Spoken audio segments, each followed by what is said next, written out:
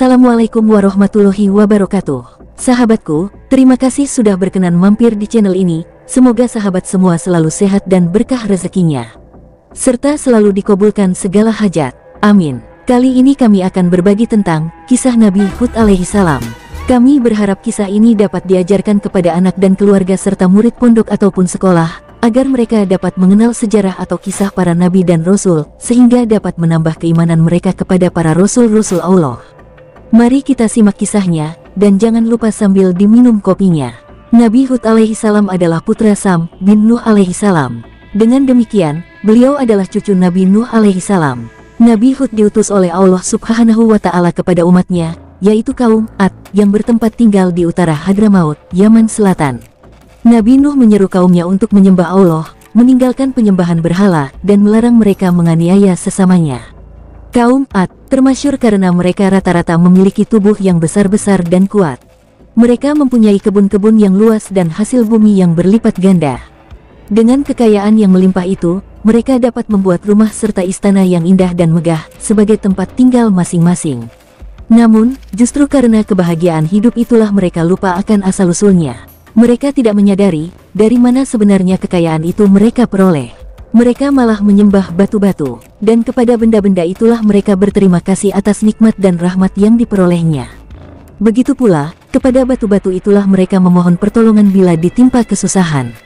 Seruan Nabi Hud kepada kaum Ad. Karena kesesatan kaumnya itulah Nabi Hud menyeru mereka, sebagaimana diterangkan di dalam Al-Quran surat Hud ayat 50. Dan kepada kaum Ad kami utus saudara mereka, Hud. Ia berkata, hai kaumku, sembahlah Allah, sekali-kali tidak ada bagimu Tuhan selain Dia. Kamu hanyalah mengada-adakan saja.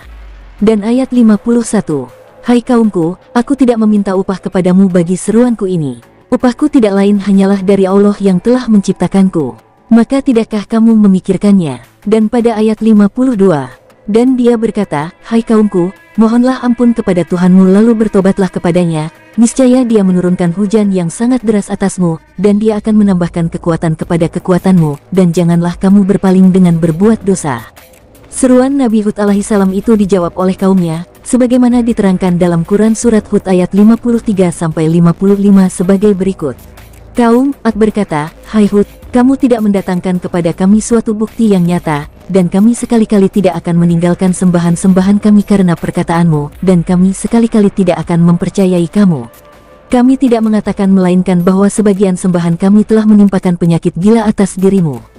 Hud menjawab, sesungguhnya aku bersaksi kepada Allah dan saksikanlah olehmu sekalian bahwa sesungguhnya aku berlepas diri dari apa yang kamu persekutukan, dari selainnya, sebab itu jalankanlah tipu dayamu semuanya terhadapku dan janganlah kamu memberi tangguh kepadaku. Begitulah dialog yang terjadi antara Nabi Hud alaihi salam dengan kaumnya. Kaum Ad berpendapat bahwa mereka yang mau mengikuti Nabi Hud adalah manusia yang bodoh. Mereka merasa diri mereka lebih gagah dan berani serta pandai. Sifat takabur itu sudah tidak dapat diubah lagi oleh siapapun, termasuk ajakan Nabi Hud. Padahal, kalau benar mereka adalah orang yang pandai seperti anggapannya, mestinya mereka tidak mau menghambakan dirinya kepada berhala-berhala dari batu yang jelas tidak dapat mendengar dan melihat, apalagi memberi. Demikianlah keadaan kaum Ad yang kafir dan zalim itu.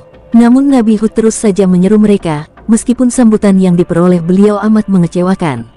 Beratus-ratus tahun seruan didengungkan oleh Nabi Hud, tetapi kaumnya tetap ingkar, kecuali hanya sedikit sekali yang mau mengikuti ajaran-ajaran beliau. Di dalam Al-Quran surat Asy-Syu'ara ayat 123-128, Allah subhanahu wa ta'ala menerangkan, ayat 123, kaum Ad telah mendustakan para rasul. Ayat 124, ketika saudara mereka Hud berkata kepada mereka, mengapa kamu tidak bertakwa? Ayat 125, sesungguhnya aku adalah seorang rasul kepercayaan yang diutus kepadamu.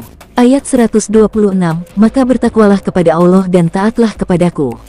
Ayat 127, dan sekali-kali aku tidak minta upah kepadamu atas ajakan itu, upahku tidak lain hanyalah dari Tuhan semesta alam. Ayat 128, apakah kamu mendirikan pada tiap-tiap tanah tinggi bangunan untuk bermain-main? Maka setelah itu, azab pun ditimpakan atas kaum Ad.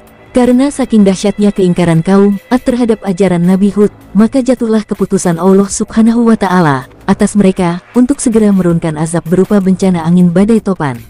bagaimanapun gagah beraninya manusia di muka bumi ini, apabila datang siksaan Allah, maka semuanya pun akan binasa. Seketika itu juga, tiba-tiba terlihat di langit awan yang hitam terbentang panjang. Semua mata penduduk melihat ke atas. Maka berkatalah mereka yang ingkar, lihatlah awan itu.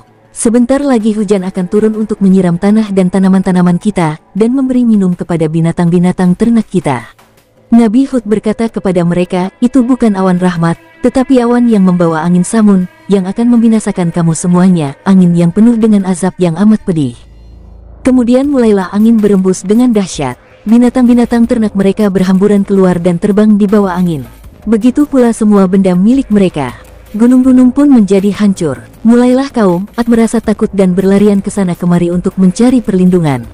Mereka masuk ke rumah masing-masing. Selama 7 malam angin siksaan itu bertiup hebat, sehingga kaum Ad roboh bergelimpangan dan mati, seperti pohon-pohon yang tumbang.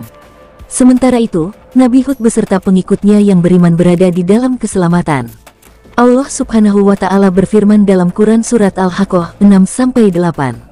Ayat 6, adapun kaum Ad, maka mereka telah dibinasakan dengan angin yang sangat dingin lagi amat kencang. Ayat 7, yang Allah menimpakan angin itu kepada mereka selama 7 malam dan 8 hari terus-menerus, maka kamu lihat kaum Ad, pada waktu itu mati bergelimpangan seakan-akan mereka tunggul pohon kurma yang telah kosong, lapuk. Ayat 8, maka apakah kamu tidak melihat seorang pun yang tinggal di antara mereka? Di ayat yang lain, Allah juga berfirman, dan tatkala datang azab kami selamatkan Hud dan orang-orang yang beriman bersama dia dengan rahmat dari kami, dan kami selamatkan pula mereka di akhirat dari azab yang berat. Quran Surat Hud ayat 58. Setelah terjadinya malapetaka yang mengerikan itu, Nabi Hud kemudian berpindah tempat tinggal ke negeri Hadramaut, Yaman, sampai akhir hayatnya. Negeri kaum Ad tidak layak lagi ditempati karena sudah hancur berantakan. Saudaraku, apa yang dapat diambil kesimpulan dari hikmah kisah Nabi Hud ini? Pertama, Nabi Hud alaihissalam adalah cucu Nabi Nuh, dan diutus Allah kepada kaum Ad untuk menyerukan kebenaran.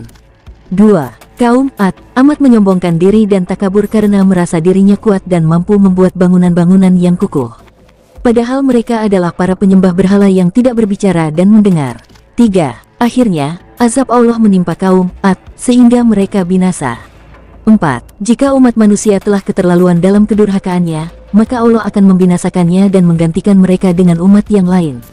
Sedangkan mereka yang beriman selalu mendapat perlindungan dari Allah Subhanahu wa Ta'ala. Wallahu alam. Semoga kita semua menjadi umat yang taat kepada Allah Subhanahu wa Ta'ala. Nah sahabatku, sampai di sini dulu kisahnya. Insya Allah kita sambung lagi di video berikutnya. Demikian yang dapat kami sampaikan. Mohon maaf bila terdapat kekeliruan karena kesempurnaan hanya milik Allah Subhanahu wa Ta'ala. Panteng terus channel ini, agar tidak ketinggalan video menarik lainnya. Semoga bermanfaat. Wassalamualaikum warahmatullahi wabarakatuh.